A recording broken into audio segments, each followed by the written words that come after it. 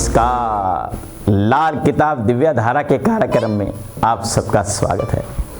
आज हम चर्चा करेंगे शुक्र और मंगल।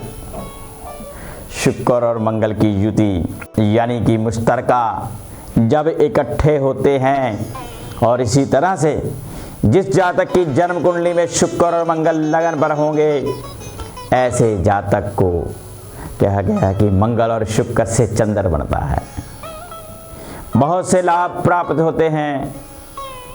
जिस जातक की जन्म कुंडली में शुक्र और मंगल इकट्ठे होंगे, ऐसे जातक को कितने ही अलग अलग तरह से लाभ प्राप्त होते रहते हैं।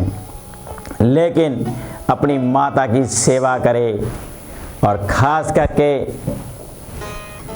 तीर्थ स्थानों पे जाता रहे, किसी देवी के तीर्थ स्थान, भगवान शिव के तीर्थ स्थान, इस तरह से तीर्थ करता रहे।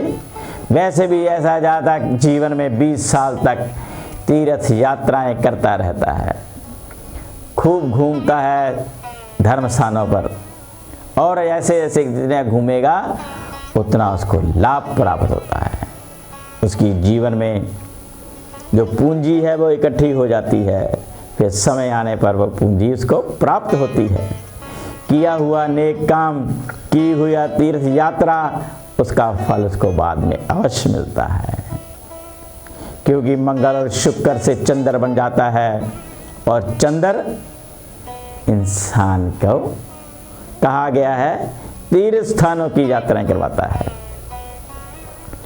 और जिस जातक की जन्म कुंडली में लगन पे होता है, अब यहाँ पर बुध का फल भी जो कहीं पर खराबी थी वो भी दूर हो गया, कहीं पर केतु का भी बुरा असर था वो भी दूर हो गया। अब इस तरह से ऐसे मंगल शुक्र से बने हुए चंद्र पर किसी तरह का भी बुध और केतु का मंदा असर नहीं आएगा। बहुत अच्छा है, नेक है, और ऐसा जातक जीवन में तरक्कियां करता रहता है। बहुत से लाभ प्राप्त होते हैं ऐसे जातक को, और जीवन में ऊंचाई पर जाता है। अपने और अपने परिवार की भी तरक्की का क्रमबद्ध हो जाता है। खाना नंबर 2 यहाँ पर कहा गया है मंगल और शुक्र लोह लंगर का मालिक, क्योंकि ऐसा जातक बहुत ही अपने परिवार की देखभाल करने वाला होता है। और मंगल शुक्र से चंद्र बना तो ऐसे जातक को चंद्र के भी लाभ मिलते हैं, क्योंकि यहाँ पर एक नया चंद्र बन गया जो कि उच्च का है। बहुत से लाभ प्राप्त होते हैं, और ऐसे जातक को कुछ परहेज होते हैं। और ऐसा जातक किसी लाल किताब के जानकर ज्योतिषी से संपर्क करके जरूर मिले, और वो बताएंगे आपको उपाय।